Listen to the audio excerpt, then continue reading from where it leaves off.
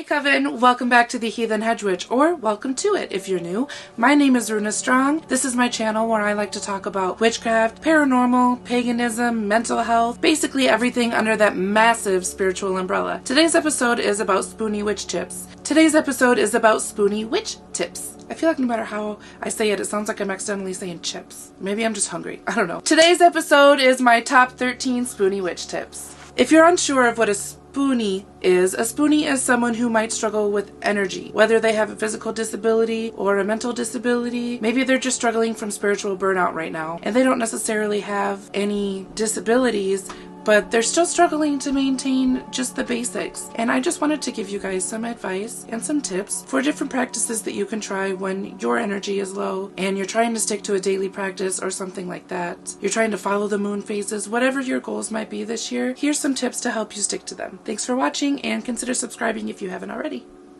I'm drinking tea to keep my throat from doing the thing it was just doing, because when it starts getting like this, I start getting really annoyed with how I sound. I'm just saying. I'm drinking chai tea, just my brand, if you're curious. So, speaking of tea, that's actually one of the first things on my list. It is literally number one on my list. Because, first of all, you can charge water or just about any liquid with intention, and that's really easy to do. You can just hold it and say, this water is going to bring me energy to finish doing laundry today. Or this glass of milk is going to help me relax and get a good night's rest. Whatever you've been struggling with lately. And tea in itself is like a magical little herbal bundle of magic, depending on the type you get. But like, all plants have some kind of correspondence, and all plants are incorporated. Well, not all plants, but tea incorporates plants. Yes, basics, you get it? Cool. When you are making a cup of tea, essentially you are making a potion. And that potion can be charged with any intention you have. And this can even be done with just like a pure leaf raspberry tea that you get from the store, and you're just like, I love it, thanks. Because it's so fucking good, right? The raspberry is like... But anyways, this stuff can be done with just about anything. You don't have to be super fancy with your like name brand, organic, exotic, this one bag of tea costs $50. Like, it's cool. You can just drink whatever works for you, charge it up with intentions. One thing that you can do is to add sweetness to your ingredients in your little cup potion, and that can be honey or almond milk or sugar or a combination of those things. And stirring clockwise to bring something in, or stirring counterclockwise to banish, is also a really good thing to really boost that as a spell. And I mean, if you're like me and you're gonna drink tea anyways, why not make it magical? Option number 2 on our list of 13 Spoonie Witch tips: clean and cleanse at the same time. You can use cleaning methods to also remove bad energy as you are removing dirt, dust, cobwebs, grime on the floor with a mop. You can add salt to your laundry and make that a magical spell as well. It's just a massive fucking cauldron if you think about it. And I think that's pretty cool. And that is very folk magic, but I love it. I love folk magic. Ceremonial magic is awesome, and I love it for its purposes, but I am very much a chaos witch, and sticking to all of the rules is not something I'm good at. But I do know that putting salt in my laundry makes it feel better. Adding that intention of, especially if it's like an item that you thrifted, you can remove the energy of the old person who owned it before you and make sure that it is now your item. You own this. It is my hoodie now, not nobody else's. This is actually hand-me-down from my sister, so I never did that to this. But I'm just saying, like, you know, there's options. You can get really creative with cleaning and cleansing at the same time. Just make sure that whatever gathered that energy, such as a Swiffer dust refill thingy, throw that away and get it out of the house right away, because it is holding bad energy, not just dust. Be careful about that when you are using the clean and cleanse method at the same time. Don't let your water sit, even if it's not that dirty. Throw it out, give it to the earth somewhere where like you don't grow stuff, like on your driveway or the walkway up where you're not like planting things, because salt is very bad for the earth. Just a friendly reminder. You could also add like essential oils, fresh herbs, like get really creative with it. I know a lot of people that will throw salt down and then herbs and then use a sweep versus a mop to really pull all the energy out, and then just throw that outside. It was right out the door. That's actually really a very common thing for New Year's. I probably should have talked about that before, but it works all the year, so you know, you could try it. I really need another drink. Are you getting a drink? Do you have a smoke? Do you have a snack? Make sure you're comfy while you're watching my videos, baby. Take care of yourself. That's self-care. It ain't easy, but I'm here to support you in it because we all need it. Tip number 3. Rest is a ritual. Not all rituals are big, magical, banging the drums, throwing alcohol into the fire, hailing the gods. I mean, yeah, those are fun. But a ritual is something that you do repeatedly, right? It's a routine. And something that we regularly need is rest. And it isn't always just taking a nap. Sometimes it's just relaxing and enjoying 8 episodes of The Witcher in one night. Every time he says fuck, it gives me Indiana Jones vibes. And I just, thank you so much. I love that show. Anyways, rest can be a lot of different things. It can be coloring. It can be painting your nails and doing a little bit of self-care. Self-care is also going to the doctor. Self-care is also telling people no when you need to. Self-care is a big part of rest for me. Rest is a ritual because a lot of times, for example, let's say that you just don't want to go out and party and your friend is like, no, but I need to get drunk tonight. And you're like, yeah, well, I just got over having a really bad cold and I don't feel like feeling like shit and getting headaches again, so I don't want to go. That is self-care and that is rest as a ritual. And it comes in a lot of different formats and varieties, but I think that it's really important to practice, to set those boundaries, and it in itself is magical. Don't deny the magic that is naturally coming in the mundane, because it's powerful. That is shit that people are practicing without even realizing, and it is potent and it is powerful, so don't neglect that for yourself. Tip number 4, eat your intentions. And this kind of goes along with tea, but it is more about charging food. Charging things like eating an apple, for example, to give you healing energy, or eating like sushi for the aphrodisiac. I mean, it can come down to a lot of interesting stuff, and this is why kitchen magic is where quite a few people that I know really start with magic, because charging food, I mean, you're gonna eat anyways, and it's a lot of fun, and it's one of the more tangible sorts of magic. You can really see the outcomes. Like, I cannot tell you how many times things have been tense in our house. People have been like fighting and butting heads, and I will just be like, shut the fuck up and get along. Shut the fuck up and get along. Shut the fuck up and get along. And I will put that intention into my food, and next thing you know, everybody's peaceful, happy. Do you want to watch a movie? That's magic, baby. That is shit. That is powerful as hell. And I cannot express enough to you that you should be charging your food. And I gotta give Christians props, because a lot of times they will pray over their food before they eat and ask for God to give them good intentions. They are over here doing magic without realizing it. Like, somebody better tell them. They gotta know. Y'all are doing some powerful stuff. This is stuff that goes back into ingrained into how a lot of us were raised, and it is very potent magic. And it is also low energy magic, because we need to eat anyways. So this is something that you could add to your practice without really draining yourself.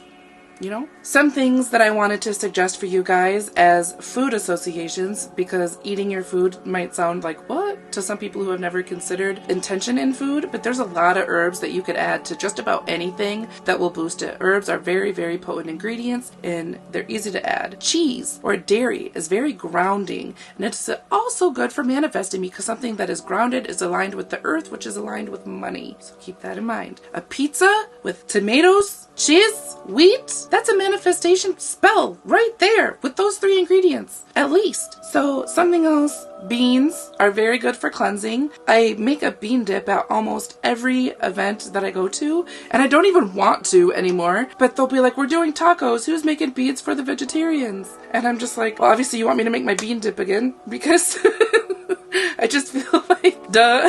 But it's something that is really good to cleanse you before you do any big rituals. It's a really helpful thing. And also something to think about is like oranges.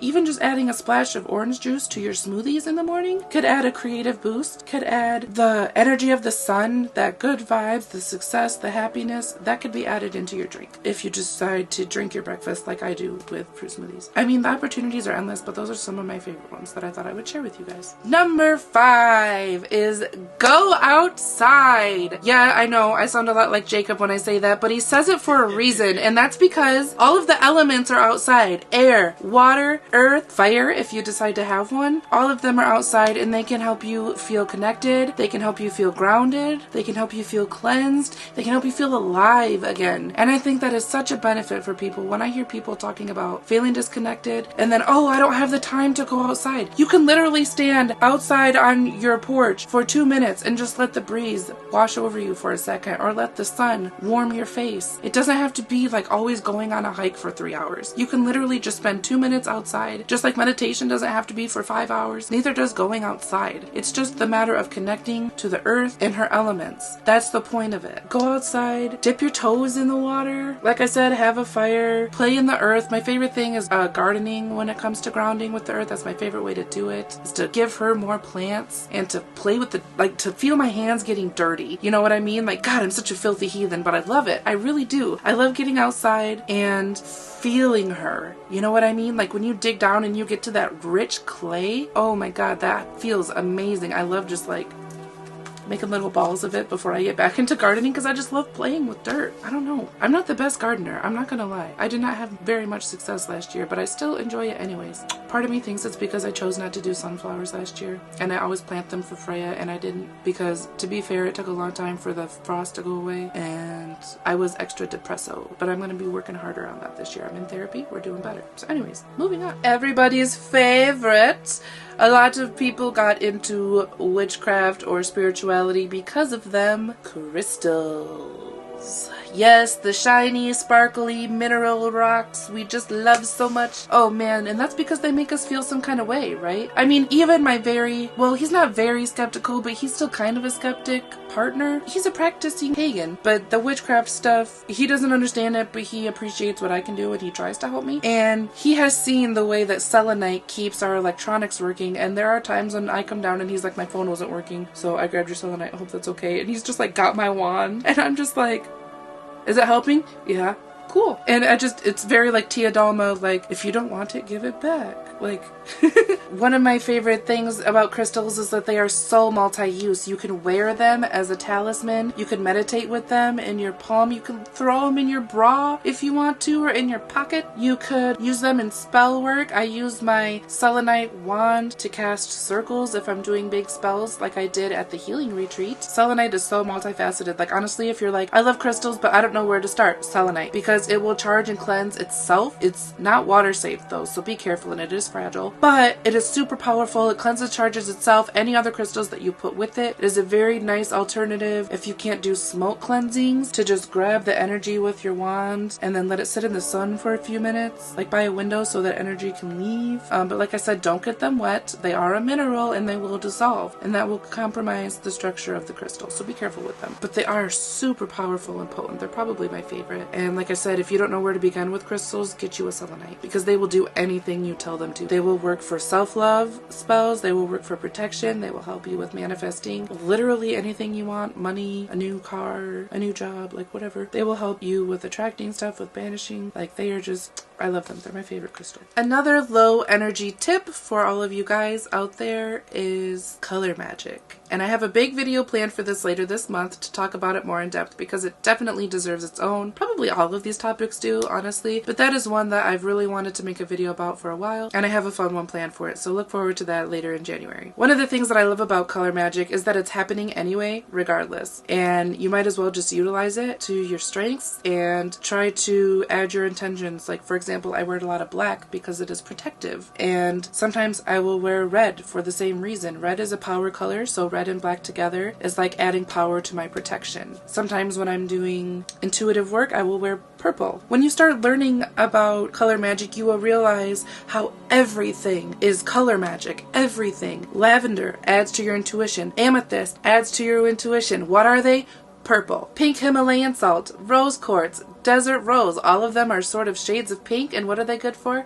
Love and healing. It's crazy when you think about this. I mean, green is good for growth, good for abundance, good for prosperity, and you see that with mint and with aventurine or malachite. You see a lot of people using green candles or gold candles. Gold is really good for money, money, money. You know, gold was one of the first currencies that we had for money, and so it is definitely a color that corresponds to that very, very closely. You know, I could go on. A lot of it, you realize it is connected to the chakra system as well. Different chakras and their colors coordinate with different blockages within us. Like if we're feeling like we can't speak, it is our throat chakra, and that is associated with blue. So maybe if you have to give like a big public speech somewhere, or you need to have a tough conversation with someone, you can do your petition in blue ink. You can wear a blue shirt or blue socks and underwear that aren't even visible. If it's like a work meeting and blue isn't a part of your uniform or work attire there. Color magic is happening no matter what, so understanding that is really important. And like I said, I could go on about color magic for a whole video of its own at least, if not more. So that will be coming later in the next month or two. Keep your eyes open for that. Option number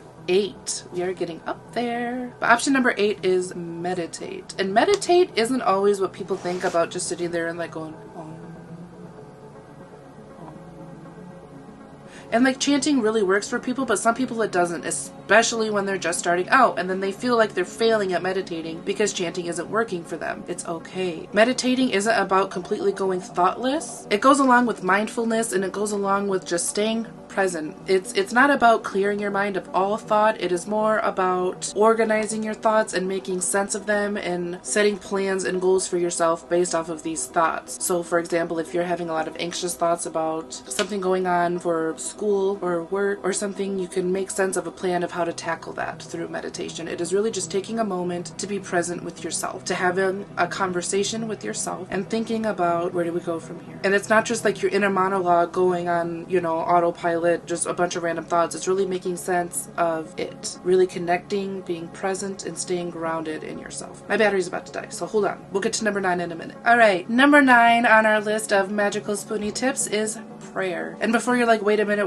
I'm a secular witch, I don't worship any gods, you can still pray to your ancestors, you can pray to the universe, put your intentions out there, letting people know what your plans are. Even if you don't pray to any specific deities, maybe you're an atheist and you don't even believe that they exist, that's your choice, and that's totally valid. I'm not here to try to tell anyone that their practice is invalid. All I'm suggesting is that you pray to something. Ancestors included. You could also talk to the trees. You could talk to the sky, work with the elements or the cardinal directions that you feel connected to. The opportunities are abundant. I just suggest talking to someone. That alone is a part of a daily practice. Just talking to your ancestors and being like, hey, I'm trying really hard to break these generational curses. Could I have some blessings to help me get them done? I really need to be able to break us out of this poverty mindset, but I can't do that if I don't have a good vehicle to take me to this new job or something like that. That alone is casting a spell, in my opinion. Talking to the ancestors, working with your spirit team, whether you have a spirit animal that you work with or you work with specific plants and you talk to the spirit of that plant, it varies. But having that conversation,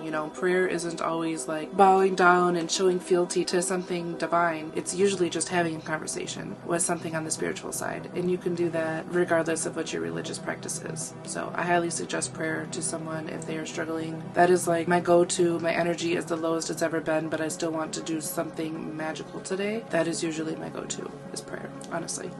Number 10 on our Spoonie tips list is dancing. Now, of course, you might think this doesn't apply to someone who isn't able-bodied, but the action still counts, right? So even if you're just like this, in a chair, just bouncing, it still counts. And this is something that you can do to activate the divine feminine or masculine within yourself. This is something you can do to release negative emotions or to pull in happy emotions, or just have fun and enjoy your body, how it is and how it operates, even if it is just bouncing or tapping your hand on your knee. It's not about having all the right moves and impressing the ladies. It's about freeing yourself from the things that people told you were supposed to confine you. Don't let yourself be confined by your own body, and really embrace it. That in itself is a magical spell, and I think my favorite way to do that is dancing. But that could look like a lot of different things to you. That can look like going to the beach in an actual swimsuit instead of a tank top and shorts. Embodying your body. Yeah, I know it sounds kind of silly, right? But it is very powerful.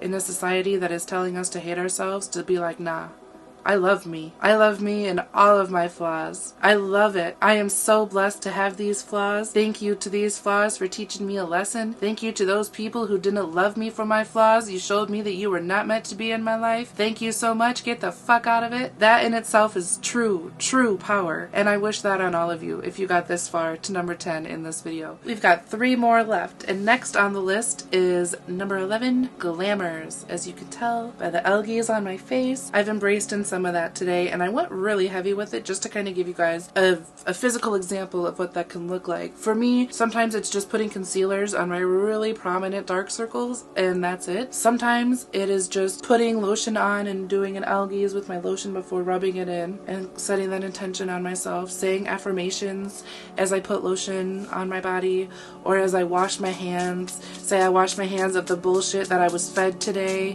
you know, just really making that a thing. Like, glamours aren't always glamorous, right? But they definitely set the tone for us, and sometimes that tone can simply be, man, I didn't sleep at all last night, but I still have to go to work and give this presentation, so I'm gonna put a glamour on myself that I am awake, I am intelligent, and I've got my shit together. And then you go to work and you nail that presentation. It's actually a lot of fun to watch how it works, and it can be used in a lot of different ways. So I encourage you through 2022 to explore with glamours and just what they can do for you. Probably need to make a glamour video as well, because it definitely is its own topic.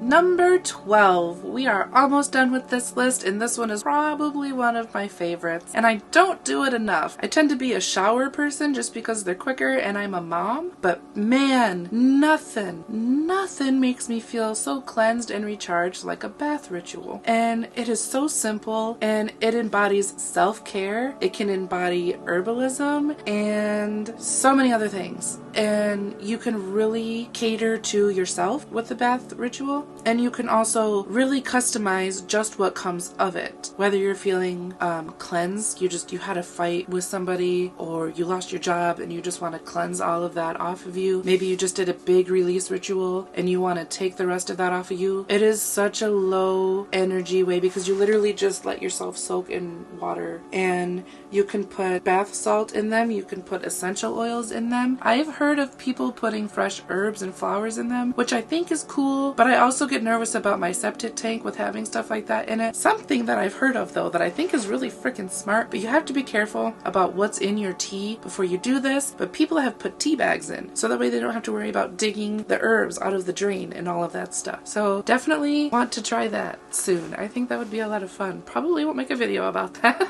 but I encourage you to get explorative with your baths. If you're just taking a bath in just water, you're missing out. Water is a potent ingredient on its own, I'll give you that. You can definitely charge water with intention, as I've already said, in a bathtub, just like you could a cup. But I think it's just such a fun way, and you really feel like you're pampering yourselves. One thing that I want for our future home, whenever I think about it, is a big tub, so I can definitely do more bath rituals, because they just make you feel better. Especially as a person who is a spoonie with physical disabilities, such as myself, it is one of my favorite ways to feel like I'm getting my body back, so to speak.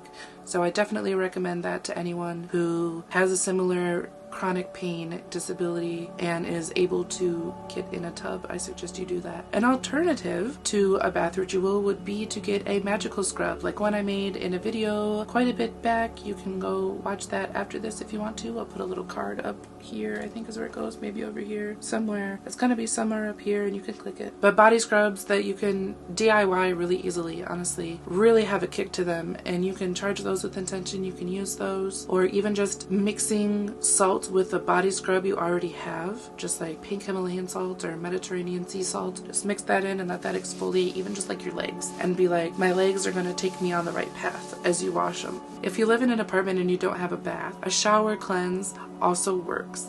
I don't find them quite as relaxing, but they still do help. So definitely keep that in mind as a good way to cleanse your physical body as well as your energetic fields. It does all of it, and I love it. My last tip is the one that probably gets me the most eye rolls when I tell people about it, because a lot of people just aren't ready, and that's fine. But something that I suggest doing for yourself, especially if you are having a bad mental low energy day, is giving yourself a hug. Hugging yourself. Really just embrace yourself like how you embraced your best friend if you haven't seen them in over a year. Give yourself that love. Tell yourself the affirmations that you need. Possibly even tell yourself the affirmations you needed when you were a child. Doing a little bit of inner child healing. That is one of my most used but also most rejected recommendations, because a lot of folks just aren't ready for that inner child work, and honestly you can't force it on them. That's their responsibility to tackle that when they're ready. Nobody can be forced on that, because some of them might not have gotten into a situation where they can heal that yet.